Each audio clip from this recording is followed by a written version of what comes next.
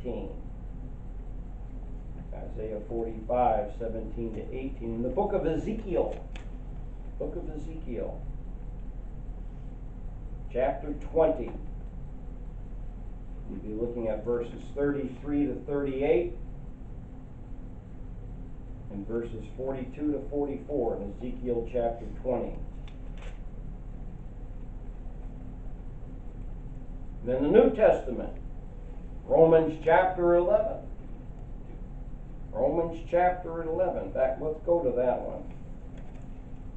Read here what Paul has to say. Romans chapter 11, verses 20 and 21.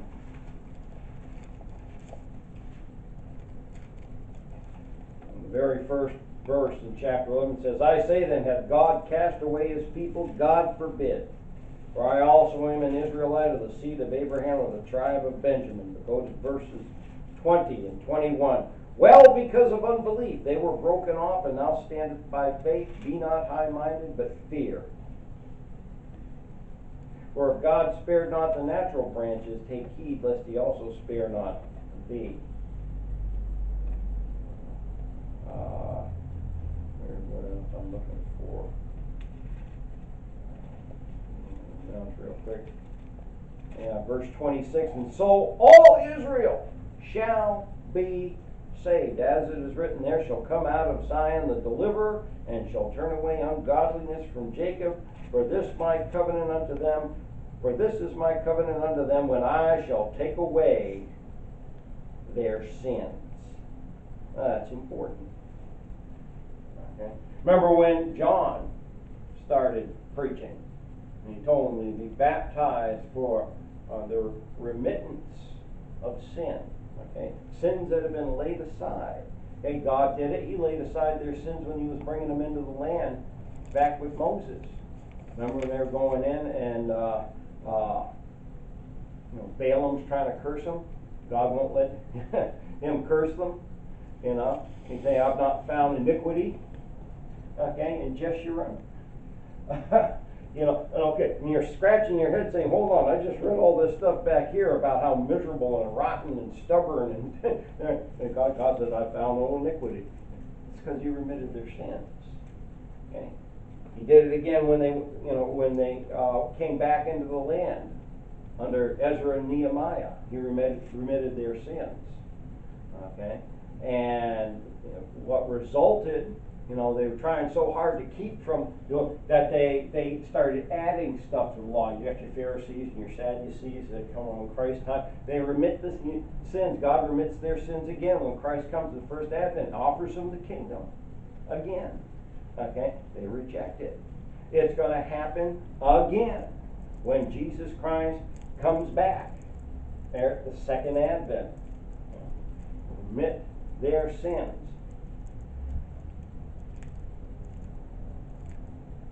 Now, that pretty much covers everything for the law. The law, as far as the Jew is concerned right now, the law has just been temporarily set aside. Okay? Jesus Christ, the end of the law for righteousness right now. God's not dealing with Israel as a nation. As a nation, they've been laid aside. He deals with individuals, like our missionary there in Palermo. Okay, yeah. Joshua Lee. He's a Jew. He's a son of Abraham. Okay. Be a visitor. Yeah. Hey, come on in. Have a seat. We're just finishing up Sunday school. Okay. Yeah. He's saved by grace through faith in the Lord Jesus Christ, just like anybody else is. Okay? Doesn't matter the fact that Joshua Lee is Jew. Okay? There's no Jew, there's no Gentile during the age of grace. But when the church is taken out during that 7-year tribulation period, okay, God goes back to dealing with the nation of Israel. Okay. And at the end of that, again, their sins are remitted. Christ comes back. Okay. And there again, and he offers himself to them Where is it? I think it's, Zechariah chapter 3. Find that real quick here. Zechariah 3. That's what I'm looking for now. That's not it. Anyways, I'll find it somewhere along the line. We'll come to it. But again, where he talks about, I think maybe it's 13, not 3. Let me check my brain here. Yes. Yeah, Zechariah 13, verse 6. And one shall say unto him, What are these wounds in thine hands? Then he shall answer, Those which I was wounded in the house of my friends. He will reveal himself again to Israel as their Messiah. Again, as it says, we just read in the scripture, all Israel shall be saved. He goes back to dealing with them. Okay, the law, as far as the Jews concerned, right now has just been temporarily laid aside during the time of grace. Temple is going to be rebuilt. First 3.5 years of the tribulation period, they've been preparing for that since the 60s. They've got the material all laid up and ready. They can't do it because of the Mosque of Omar sits on the Temple Mount right now, but they will.